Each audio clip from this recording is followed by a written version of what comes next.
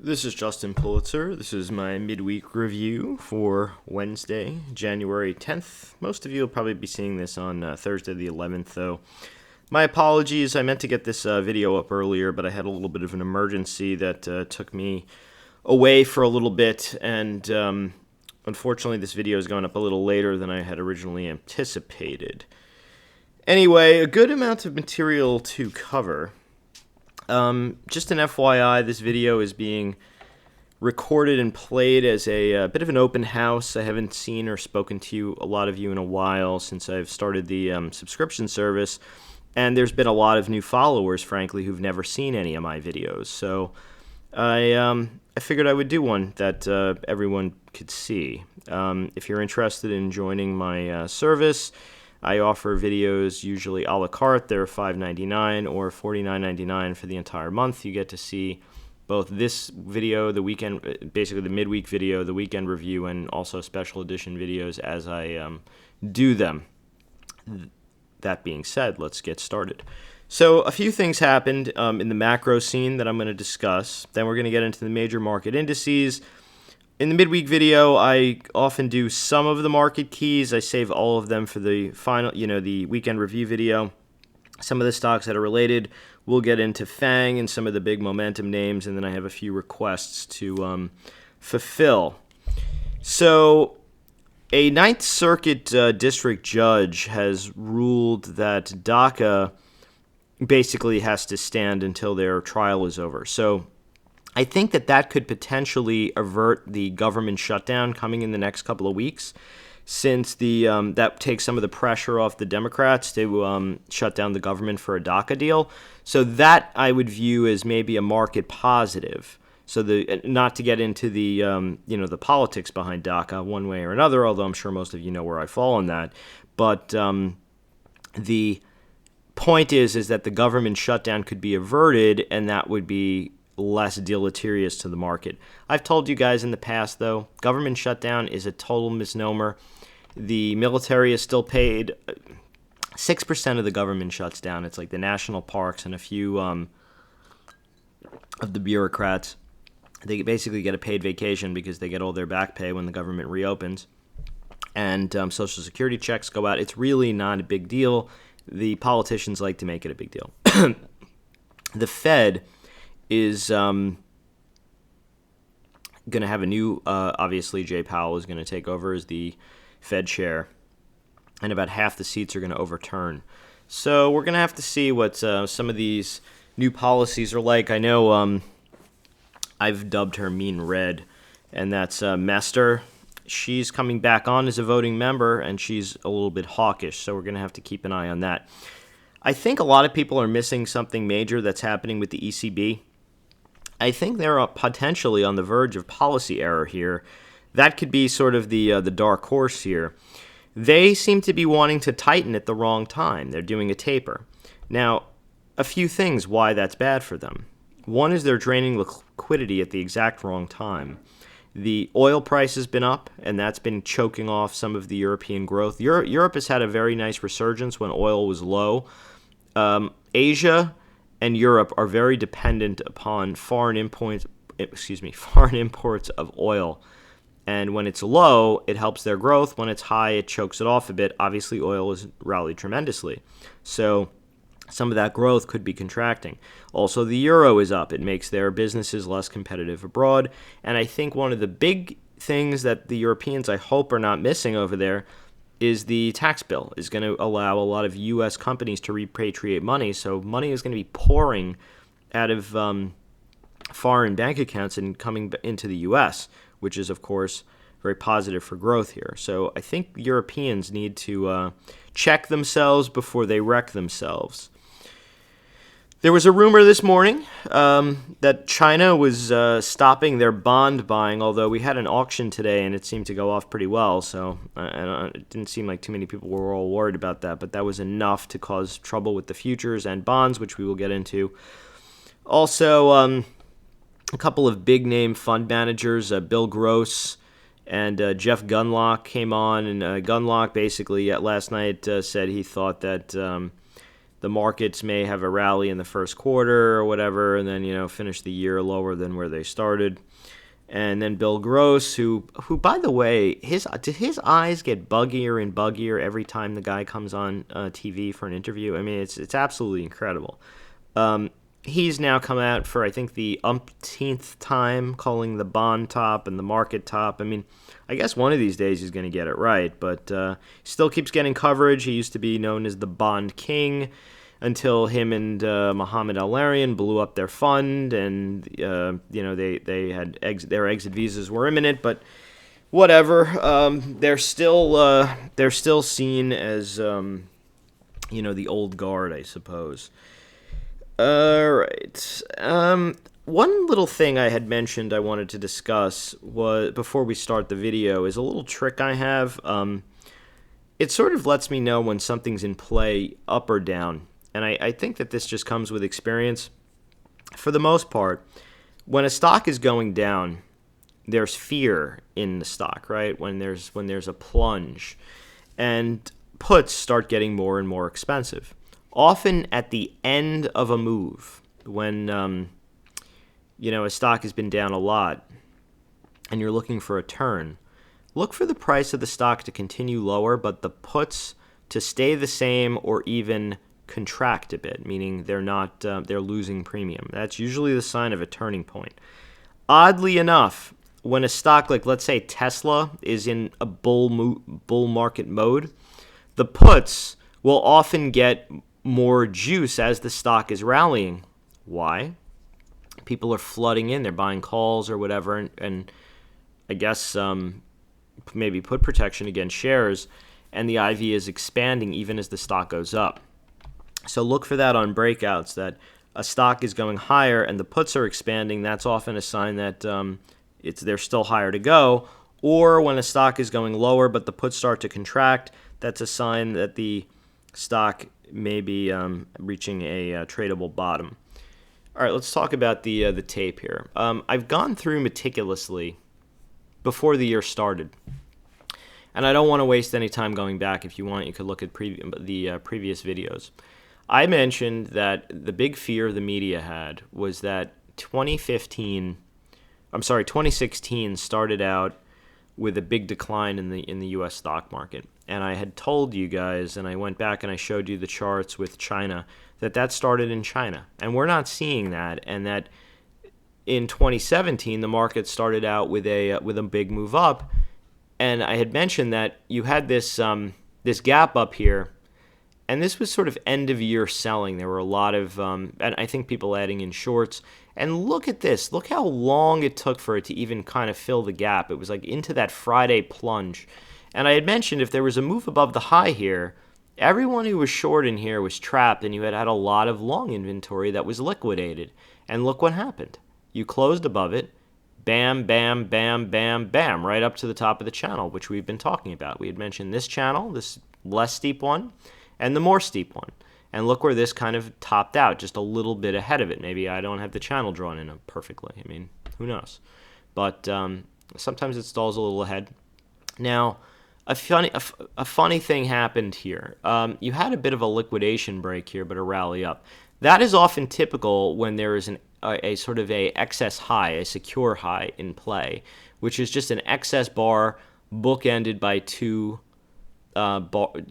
days with lower highs. So technically, that's what we kind of have here, except for one thing. This sort of excess bar isn't really an excess bar, and I'm going to show you in the futures what I'm talking about if this would load, for Pete's sake. Here's my highly customized toss configuration. Take a look at this. Oh boy. This is not an excess high. It's actually a poor high. It's only one tick above here in this time frame, and when you have a poor high, and we had very kind of mild breath, similar to what we had here today, you had a liquidation break. So the high of the market isn't really a true excess high, and this isn't really drawn in truly properly. It should be. Some people do the bodies, I do the wicks, just sort of how I roll. But that's what happened here. You had a poor high and selling into the bell on mild internals. I guess this is a bit of a mini head and shoulders here, kind of, right? And you had the liquidation. Overnight inventory here was pretty short. So here you had the look below and fail of the overnight low. When that often what you want to see, just as an FYI, if you're a long or a short, is you want to see the overnight, for a bear, you want to see the overnight low taken and price accepts and continues below. Bulls want to see a higher low, or a look below and fail in this instance, and then take out the opening 15-minute high. And then usually there's a rally forward. Today's internals were very mixed. A lot of people are still, I think, kind of bearish. So anyway, this is what happened here. You rallied up. Here is the overnight. We had a bit of a move up, and now we're kind of just gently pulling back here. I think you could use this trend line if you're a trader in the overnight session. A break above could continue the rally forward. Now, in the futures, I've drawn in a few levels of intrigue here. One is this sort of trend line with, I think you could still say holds, because these bars didn't really accept below, and here it's holding again, and you're right on it. This level here was sort of the breakout for the spike up move here. You can see this kind of came up here, 27.47.75, and you can see it resisted here, supported here, kind of danced around it here, and the same again, and now we're back to it. So this level is clearly an important one, and the bulls need to maintain that, in my view, for the opportunity for a move higher. And this was, of course, when we fell out of the channel, right? That's what we saw. Often you'll have a check back to the backside of the old channel, and then that is a shortable opportunity usually. So this is my key level here that I'm watching, 27.47.75. Above it can, I guess, levitate higher. Below it is, I guess, no bueno for a further liquidation break. Yeah. All right, let's go back. So this isn't a true excess high. It means that the auction isn't really complete. It's the probability favors that the market isn't done. It means that there could be a move higher. Now, in the meantime, today's range, I think, is very tradable. A move above it obviously would negate that pattern of the secure high, right? The higher high bookended by the two lower highs, and I think that this could float up maybe again to retest the high and maybe even the channel high again. We're getting a little extreme in price, so risk reward starts not favoring, big buoyant moves up. It favors more sideways, maybe a slow grind higher, or even a move lower. So I think today's range is playable tomorrow or today, whenever you're watching this, Thursday. If you were to, first of all, anything below this low, the 274.08 is a little bit more sketchy. Below today's low, I think could have a liquidation break to the 10 MA and potentially even the 20 MA, which has been the true support. We've only had one day here that closed below that on 11.15, and ever since we've been above. So I would think that the channel low confluence here, and I just drew this here kind of arbitrarily. It could even happen tomorrow. We'll see. Not saying it will. Doesn't really seem like that type of a tape. But anything below today's low, which was 272.92, risks that one time framing, meaning every day, or I should say every day has a lower high and then kind of a lower low, and it's in that one time frame. Once you get into that, you wait for a prior day's high to clear, and then there's the trend break back to the upside. But as of now, we're in a little bit of a pullback mode at the moment. May not last more than a day. One day doesn't make a trend, and you can't make an inference on that. So what I would say is, if you're aggressive, you would take long above today's high tomorrow for the move up, or short below. You could start with the body if you don't want to use the whole wick because it's a bigger range. You could use the body here, which is like 273.63, 68, 273.68, and then you would use the stop above the high. Could start that with half size, and then below the low, you'd add to it, right, for the press down to maybe the 10 MA, and presumably maybe even the grind down to the channel low. Listen, we're in a pretty big bull market, and you can see what was met today. Selling was met with buyers. So it's possible this kind of just flags out, and then you kind of wait for the trend line break. So those are my two trade options. One is the long above today's high. Two is if you're bold, you could use the partial short below the body of today, adding below the low, and then of course above today's high would be a stop on both. If you do, and that first of all, the first part I would use for the stop above the high. The second, if it like has the break and then kind of comes back into range, I think you could use today's VWAP 23.89 as your stop. Yeah, any closes above that. Expected move is a $1.37 into Friday's close. I would use that as more of an upside cap than a downside cap. IWM. All right, so we're kind of in this rising wedge here. Similar type of pattern. All the indices look that way, although IWM had a little bit of relative strength to all of them today. They're presumably the tax bill big beneficiaries. I'll keep it simple. 20 MA here. Again, if you lose the 20, I think we could see the 50 and maybe the backside of this channel again and this trend right down here. So 20 MA is key. If you want to be aggressive, I guess you could try smaller size on the 10 MA, but you can see we've lost the 10 MA intraday and it's not really done much. So it's so close to the 20 MA that I don't really want to be sucked in on that little 10 MA, but if you'd like, smaller size, can try it.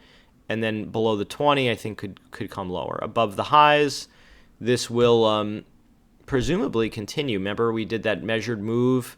The 158.06 was sort of, I don't want to waste time, but going back, that was a measured move. You have a kind of a new progression line, and I would assume that if you can take out these highs after this much consolidation, maybe you do see the 158 half-ish. We have a range here. I drew in some fib extensions. So those, and you have multiple confluences here. Look, I mean, you really got in you got the channel low, and now you're just kind of a slow grind higher. And I think if you could break these highs and maintain price, it could float up maybe quite a bit. The first area, if the move is up, ooh boy, I think would be that 158.06 and potentially, 158.30. Right, 158s, 159, depending on how long it takes to get up there. The Qs. Expected move in IWM is $1.20. Qs, $1.30 is the expected move. Now, this is near the range high. Okay? And remember we talked about this old up channel having some resistance here as we got near it. And it's sort of acting again in that capacity, and you can see money flow here is starting to, we hit the upper part of this sort of widening band, and it's just kind of floating around. Few things. The stochastics here also, it's making higher highs with declining money flow and declining, and I shouldn't say, and not a higher stochastic. Could it continue? Yes, very possible, but I would say today's range, maybe this 4-day range is key. If you're aggressive, you could take the short below the low for a retest of the 10, and the 20 MA has been the key. So that would take you probably down by the time it got there, roughly to the channel low. If you were to lose the 20 and that weren't to maintain, then you could roll all the way down to the 50 MA, and look what that would set up. You'd have a head in, and then you'd have a potential head and shoulders. Not saying that is going to happen, because look, that's set up here, and this just completely negated it, right, to the upside, pulled back to the 20, and then boom again. So just keep that in mind. So 4-day range, 1, 2, 3, 4. I like, if you're like I said, if you're aggressive, you could take it below the body, same kind of setup, below the body, and then add below the low for that pullback, or above the high. I guess we'll just continue up a little further. we are getting a little extended in these, so I do like the idea of booking a little bit of profits into strength. How about Bitcoin? Let's take a look at the Bitcoins. Anyone see that Kodak now is making Bitcoin machines? It's actually a license. I was reading about it before I made this video. I don't really want to talk too much about it, but we talked about this coming up close to. It didn't even get the downward regression line, but I mentioned I wouldn't let it really get below these lows here on you, which was or this high. I'm sorry, 116,402. I forget what was the high here of this bar. 16,060, and you can see it broke after that, and now it's kind of just chopping around again in this little range. It's just this descending wedge. I think this just got overbought, and it's working its way down. But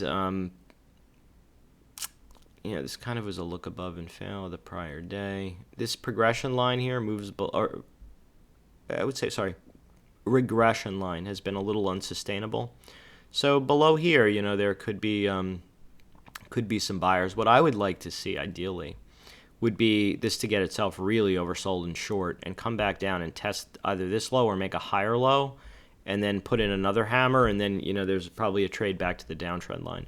So for more beyond just trading mechanisms, you've got to see this take out the downtrend line, right? You broke an uptrend line, you got to now take out a downtrend line. So Bitcoin, I think, is just going to be in consolidation. Anything below 15,000, which was the opening day for the XBT, is a little bit more bearish. You can see this is where it kind of stalled here. So if you're aggressive, I guess you could take 15,000 and above for a long, and below there either just sit out or short. Gold has been rallying. Look, we talked about this in prior videos. And when I say we, I mean me. We had talked about this this old downtrend line being support here and here again, and wow, this rallied. This even rallied more than I thought. I was just looking for the move up to like the 123.07, and you can see this went up all the way. I mean, it even filled the gap here, and it's kind of a bull flag here. These lows, and I guess this was the 61.8 of the range. It's weird that I have that in green. I usually have the 61.8 on the pullback in the green, and then on the upside as the red. So look at where these hammers were. This is sort of your flag. And wow, that sounded very sophisticated, didn't it? 124.10, I guess, was this reference low in here. So you really need to hold these 124s. I have this old reference level. I often have these. So like 123.93 would be kind of like the max I would give this. Anything below that to me gets kind of iffy. You can see gold already today kind of broke the downtrend. So above today's high, I guess you can continue long for the move up. Maybe this even does get the 100% retracement. It's interesting that this stalled at the 78.6. That's often the case, and there's a pullback. So I think you could use today's. I actually now that I'm looking at this a little bit further, I didn't do too much prep for this video because it would be up at an ungodly time by the time it was finally uploaded, which will already be late. I think you could play against today's range, long above or short below, and then on a break here, I would add to it for a pullback down to like the 123.06, maybe even like the 50% fib, or maybe even the 61.8. Gold loves 61.8s, right?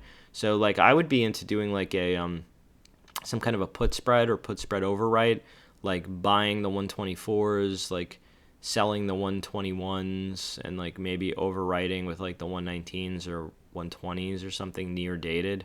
You can see this was sort of the range low down here, the 120s. I would think that area would be pretty solid on a pullback. It'd be like $5 in this GLD, but yeah.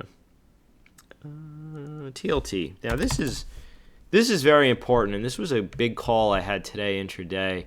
Almost on the lows, this had a little bit of a hammer forming, and I mentioned that you could try it as a right or right out as basically a double bottom, and it rallied pretty strongly, and I think that's why you got a lift in the market into the end of the day.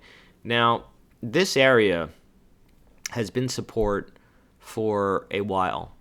And if today's range was taken out, I think this would have I don't want to say a free fall, but could significantly pull back to maybe the next reference is here, which is like down around the 119s, 120s, and potentially, I don't know how long it would take, to the primary trend line, which is much lower down in the 119s. This was an old reference area, so I think that would be a pretty solid buy. But I mean, look what this is sort of forming. I mean, on a bigger time horizon here, you got one of these, you got one of, oh boy, do it this way, one of these, and maybe even one of these. And this is basically the neckline here, right, for a potential head and shoulders. Now, I'm not saying it is going to break, because it may not. This could be a support range again, and we could rally up. But if this does start breaking, there could be a bigger move down in bonds. A traditional head and shoulders, and I'm not, again, I cannot see the Fed just allowing this to kind of happen on its own. They've worked really hard at what they've, the recovery, and Jerome Powell is in, he's the new Fed chair. I cannot see them wanting to have a major kind of crisis right as the guy kind of takes office. So that seems to be like what happens, right? Like when Greenspan took command, he had the 1987 crash shortly after. Bernanke had there was a little bit of a grace period, but had the 2008 fiasco on his beginning of his watch. Yellen was spared, lucky Janet, but she was sort of a continuation of the Bernanke error. So, I'm just putting that out there, that this is very important to keep an eye on the bonds, because most of the thesis we've had for a while has been premium expansion, right? That multiple expansion. Wow, this could be a big move down if this was a head and shoulders break, right? I mean, that would be down near these lows. Holy cow. Anyway, I've mentioned before, discounted cash flows is how stocks are valued. DCF valuation, could look that up. I don't want to waste too much time on that right now, but think about a numerator and a denominator and then an end product. When rates go higher, meaning bonds go lower, that lower number gets higher and your end product becomes lower. When bonds rally, the denominator goes lower and your end product goes higher, always assuming that the top number is stagnant. But, and this is the big but, we can't anymore assume the top number is stagnant. Now, why is that? Because that's our earnings, and we know the economy is expanding. We know growth is expanding. So I think a lot of the freak out has been that rates are rising, and we haven't had a market with much growth. I mean, we went through 8 years with like 2% growth. I mean, I don't think there was ever a full year with 3% growth, and we're growing. We're now in the threes and potentially going into the fours with all the tax cuts and the deregulation. So even if rates are rising, I always say if rates are rising, it's for the right reason, it's okay. But there may be an initial freak out, particularly in the FANG names, because they love low interest rates, and these algorithms have been tied into this for so long that they might not change. So this area, these 122s, are very key. If you start losing, and today's close wasn't even really all that fantastic. The low yesterday was 123.81. Today's close was 123.80. So it was even just a little bit below. So you really need to see prices rise and particularly get back up over the 200, because look, below had been unsustainable before. Now we are below and sustaining. That's not good. So for me to say that the rates are going to go lower, you need to see the 200 MA clear.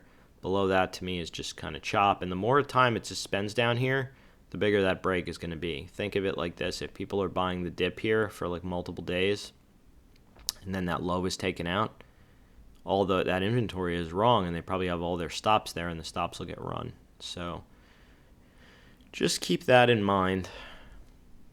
Got us all depressed. Let's talk about a buy the dip opportunity that I see coming up in IYR. Obviously, this was a look above and fail, and we kind of came down here now to the some reference lows, and this is also the 50% fib. Now, if this is considered, and it could be like a little bit of a mini head and shoulders here, I drew in some fib extensions, like from this low to this high, and you can see down near the 61.8 of this range, the 1.618 of this is down around the 76.37 to 75.84. Now, if there's a further move down like tomorrow, because this was really day one of a range. This was really day one of the range breakdown. Today was the follow through, and if there's like one more kind of Nastola day, I would be looking to sell some out of the money puts. And the strikes I would be using is, if I have to see what the juice is, but maybe the 74s, because that, look, the 61.8 of the big rally up is 73.49, and the 2 times range of this top here is down around 74.02. So I think that this area here is the 61.8 of this range, and these reference lows. So I'm thinking that this could be a buy the dip if you want to try it with shares. Could be a little bit of skids, a little bit of move down to like 76.20, 76.19, somewhere in there, the 76 strike. I think there's a buy the dip.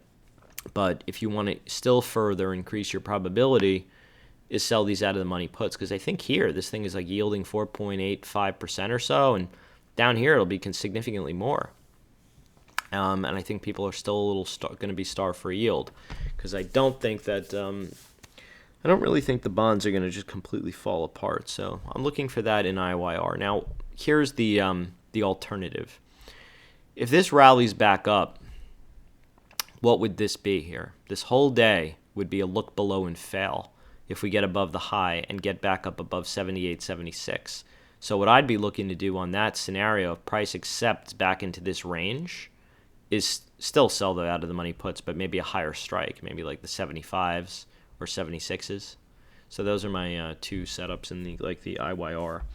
XLF, I was actually commenting to a trader friend of mine today that I was surprised the XLF wasn't up more, but bonds rallied, so, Anyway, XLF is okay, as long as it's above 28.33. It could be some kind of a pullback, but the channel high is a little higher in the 29s.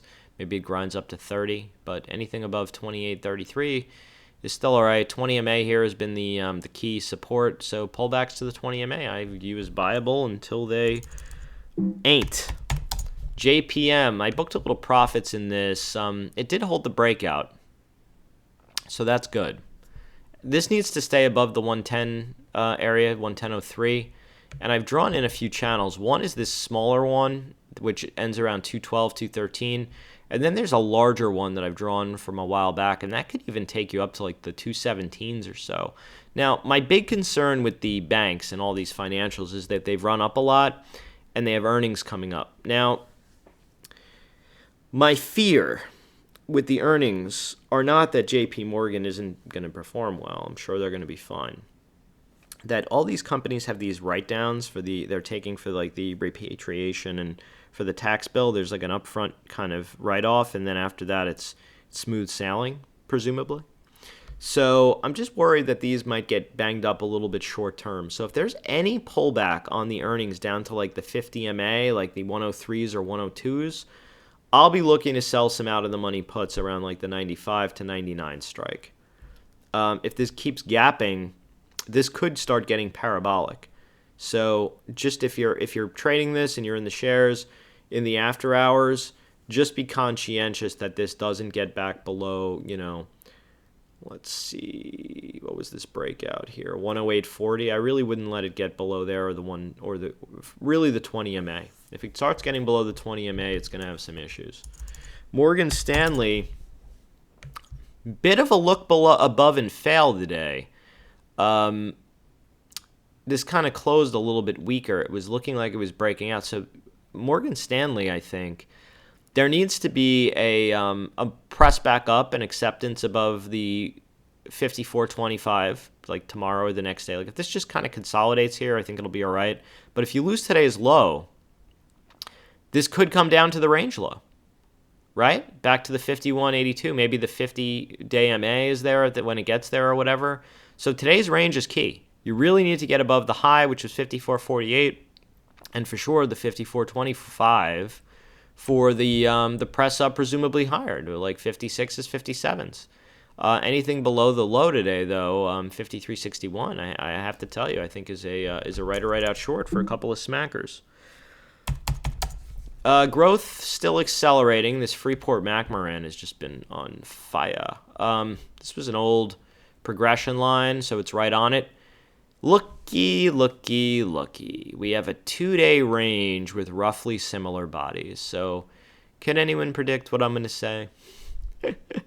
I think you could play long above it for a rally up to like the 21.17 or short below for probably a move back down to retest this breakout, which was also the backside of the old downtrend line down in the 17s, where I would do a right or right out by the dip, or if I wanted to be the Chicken Little way, which I often am, I'd be selling 15 puts or something below the 50 MA.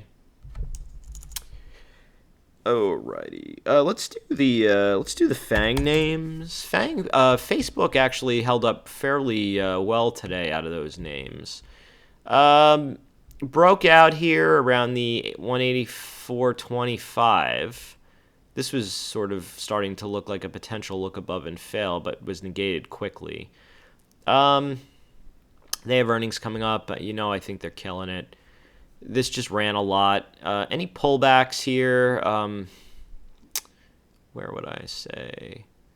I mean, like anywhere between the 182s, really, and like 184s. I think you could probably sell some out of the money put premium. Probably below the 50 MA, closer to like 100 MA and progression line strikes if you're looking to kind of initiate a position.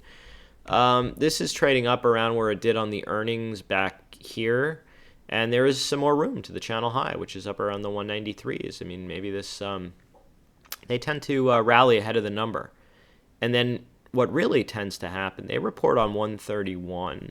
Now, I'm going off the script here a little bit because I remember that they rally or decline a lot on Google earnings, which are, Google is on 2-1. So they're after Facebook. Is that correct? Just double check that. Usually Google goes first, and then Facebook either uses up its rally or decline on the Goog. Yeah, wow, they actually, all right, so unfortunately we can't use that for this go round. Do not pass go, do not collect $200.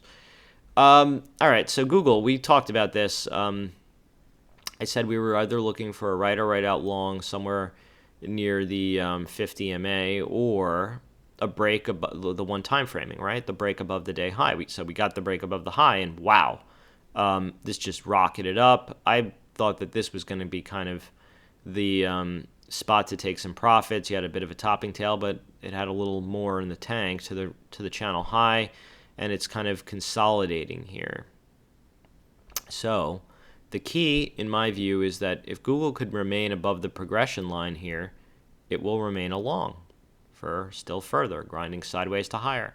Below the progression line, and this is like, I don't know, today, I think you could use today's low, or no, what's this low here?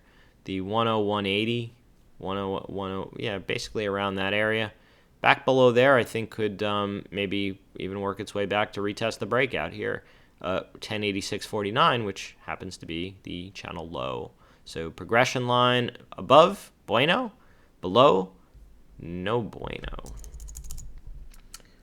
I had Mexican food for dinner, so I guess I'm in the Spanish-speaking mood.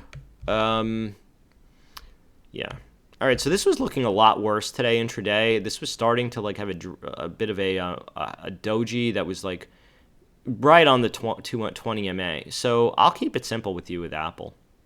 20 MA plus is good.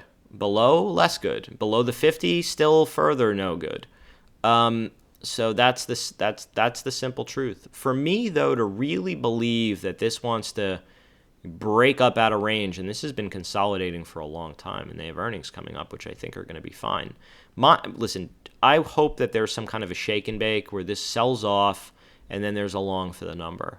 But if this rallies into the number, there could be like a sell the news, like maybe one last gasp on that. I think they're going to really kill it, though. I think people really are maybe underestimating Apple because I've mentioned this before, and I don't, not to be too repetitive, but you know there are children in the room here, right? No, we got to learn them good. They have a bit of a I don't want to say a scam, but they did not offer a 128 gigabyte model of their phone, and a lot of them are pushing the 256, and that's a very high margin product. So I think Apple is going to make a lot of money. So, and they tend to rally ahead of earnings too. They either have they tend to have a rally and then like the shake and bake, or frankly I just hope they pull back. But anyway, and I already have some short put premium in here, believe it or not. So I have a long proxy.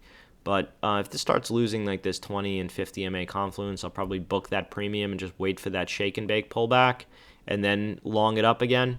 For me, though, if this were to clear 175.61, which was like sort of this inverse doji and would be a clear break of the downtrend line, I'd probably take a right or right out long for, you know, the press up to like maybe even as much as this channel high. I mean, it is possible. If you break the 186s with conviction, this was a look above and fail, consolidation break, basically to the kind of the lower end of range. Now we're back up here. So if you can clear above these like 175s, 176s, I think it could go. But wait for it. Amazon, another one I think is killing it, but they've been getting a lot of upgrades lately, right? This was a progression line. Moves above it have not been sustainable, although we have been sustaining. 20 MA has been support, so pullbacks to the 20 MA and maybe the backside of the progression line, I would say, is a BTD. And this doesn't really get too bearish until you lose a 20 and a 50 MA, and then you're talking about channel low. So this is a trend line. You had a gap, and now you have a trend line. So pullbacks to the trend line are buys, and until they're not, right? This was the downtrend. This is the trend. Down here is near the 50. So this doesn't really get, I mean, amazingly, it's a lot of points, but this doesn't get too bearish for me until you really start losing that range. And you're now up here consolidating. Ideally, there will be some type of a pullback before the earnings, but not really counting on that right yet. Just yet. NFL to the X. It's been freezing, right? I mean, it's Netflix weather. That said, we have a progression line, and we're getting kind of close.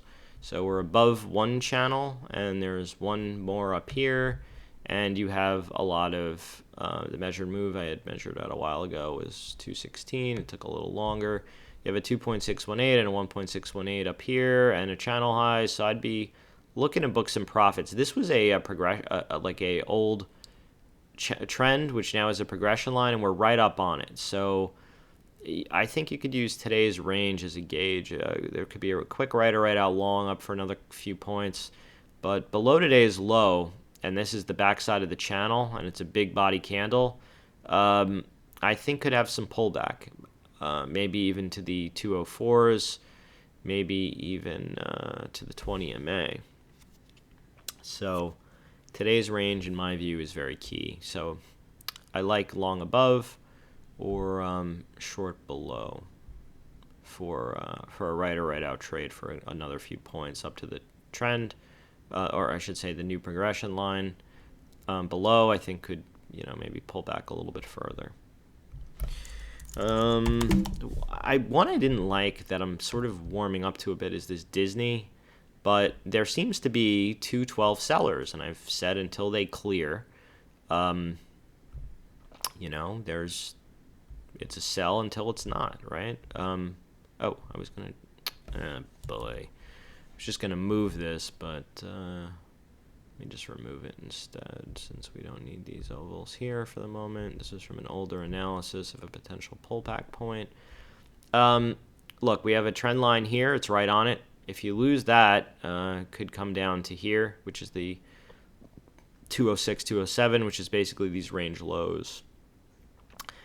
I think that the 200 MA and the 50 MA will be new support for Disney. And I think if you want, you could sell some out of the money puts below those strikes. I'd have to look and see what the juice is. I'm guessing it's not huge, but if this keeps pulling back, it could be.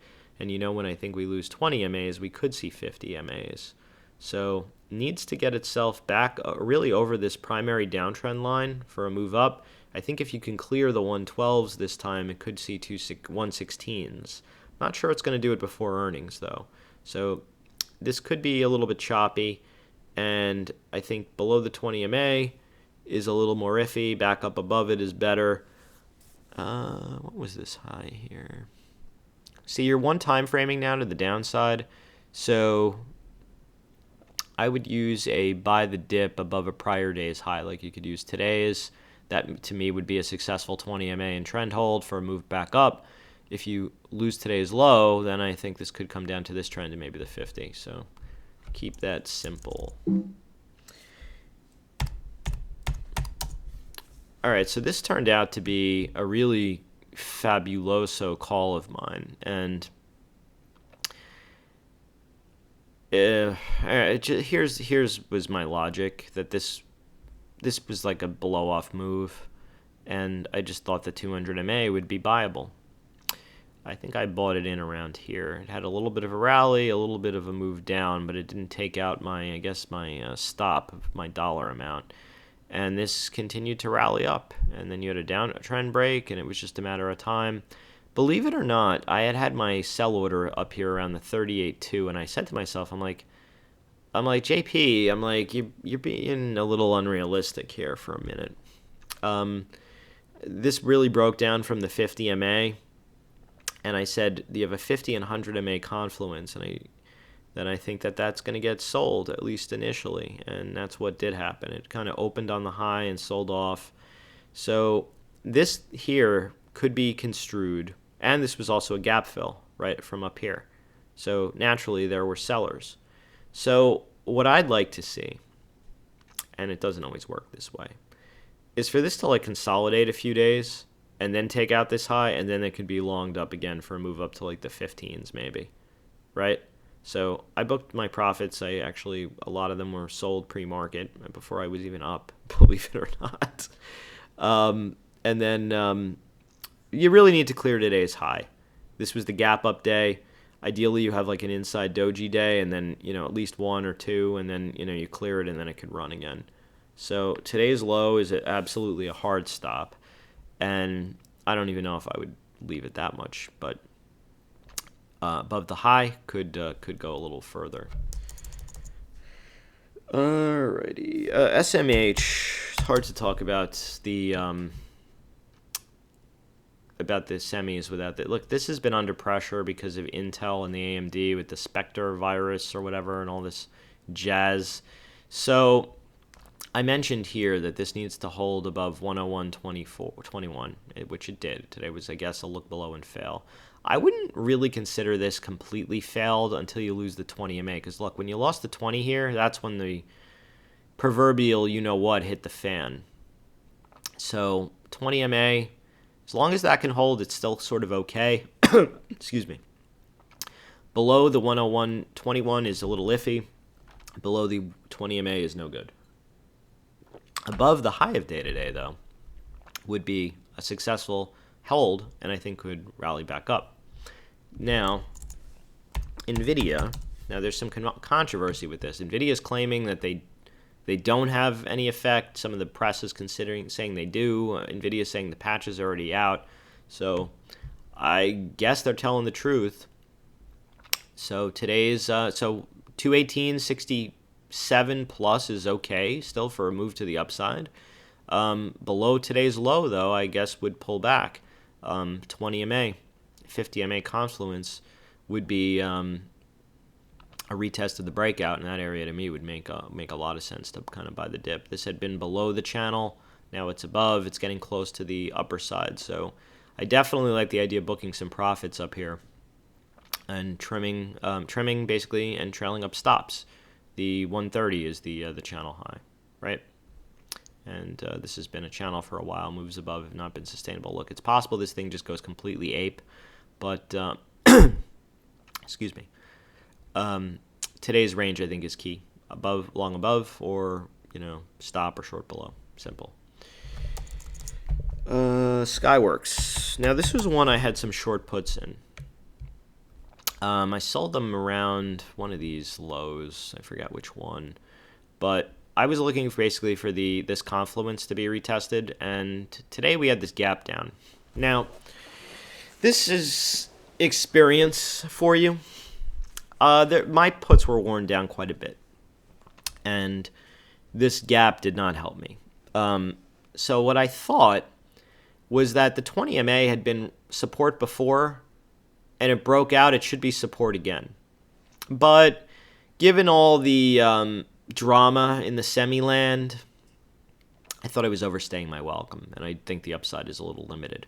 So I waited for basically the 20 MA touch. It didn't even quite get it, but I knew if that held, it would probably bounce to the 10 MA. And when it did, that's when I booked the short puts. So that was also kind of this range high breakout, and I thought that other traders would think like me. It's also was kind of these lows. I believe it or not, I didn't even notice this at the time, but I just know how price works, and I know when 20 MAs hold, they retest the next, or when a 50 MA holds, it could bounce to the 20, and like this in this instance, it held the 20, it would see the 10, and you could see there's some other logic behind it. These lows, these highs, just made some sense to me, so I used that opportunity to book. Look, this could just keep rallying. I was really just playing for these lows to hold and wear down the premium and have a little bit of a rally. That was really just my trade, considering it had moved down so much already. Tesla, right on the downtrend line. Now, let me clean this up a little bit for you. I like that this is above the 200 MA, and I like that this came up to the channel high and is just consolidating here, building the pressure underneath the downtrend line. And I like that this basically held the 20 MA. So, what's the trade? The trade is what it always is with Tesla. You wait for the downtrend line to break, preferably on a gap, and then the gap is a gap and go, right?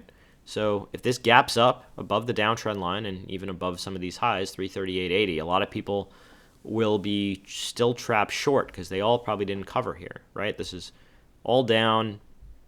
You had one kind of big up day that broke the pattern, and they're kind of playing hopeful. They're being hopeful. So if there's a gap, I think it's a gap that you can chase, probably for a move up to the 347s and maybe even still higher. We'll see. So, yeah, that's my trade. Below the 2-day low here, no good. That to me would be trouble. Yeah. Keep it that simple. Tesla's a momentum stock. Needs to go higher to go higher, if that makes sense. PayPal, I actually am long via some short puts that I put on this downtrend break. See, when things break trends, they tend to go a little further. This is all right in my view, as long as it's above this kind of consolidation zone and the 20 MA. So 76.44 plus is okay. Below would be a little less okay. Square, hard to talk about that without PayPal without Square. Above the 50, I've been saying I thought it could see the backside of the old trend, just bull flagging out. So 50 MA plus okay, below less good. Keep it simple with like that. ULTA Salon. Now I'd mentioned I thought that this had seen the worst of it, and it would kind of get the backside of the old channel, the old uptrend. And the 200. It got it. It's pulling back. 228.53 was the neckline. So and the 20 MA. So 20 MA neckline above that is good. Below is not as good. So you could long it up above these 2-day highs here, which was 233.54. Below, no bueno. Limited brands. Look at this downtrend. Breakout. Basically into where the breakdown was, the 38.2. It went up a little bit above to the end of the distribution. And now pulling back. Now, could this be forming an inverse head and shoulders? Possible. Very, very possible, actually. They guided down and, they sold off. So you have a 2-day range here. I guess you could long it above or stop or wait, with a short below. You have a 61.8 and then a gap fill and a trend line. I'm looking to kind of buy the dip in this at some point. I almost did it here, but I wanted to make sure it held. So I guess above 48.77, I would try for a long for a move back up to like the 50 MA. Below the 200 and the 100, I do think that this could maybe fill in the gap. So that's the key. One more and we'll end. Target. Look at this beautiful trend line here. Came up from the bottom. This was the old 2007 peak. Who has that information on their charts, right? Only me. So today was closed slightly above it. I mean, look, this could go a little further, but I think breakouts are a little suspicious when they've come up so far. So definitely, I think book some profits here. This was the gap down too. So I think this could go grind a little higher, maybe to 74s. But I like the idea of booking some profits here. If it gets below the low today, 69.30, I think there is a short potentially down to the 20 MA. So that's it. Hope you enjoyed the broadcast. For those of you who are new to me, welcome aboard. I hope that you enjoyed the show. If you want to subscribe, please do. And hopefully you'll be seeing more of my videos and making some bucks. Have a great rest of your week. I'll see you for the weekend review video. Unfortunately, that will not be open to all. That will be for a la carte sales, meaning you can pay per video, or for subscribers. Cheers.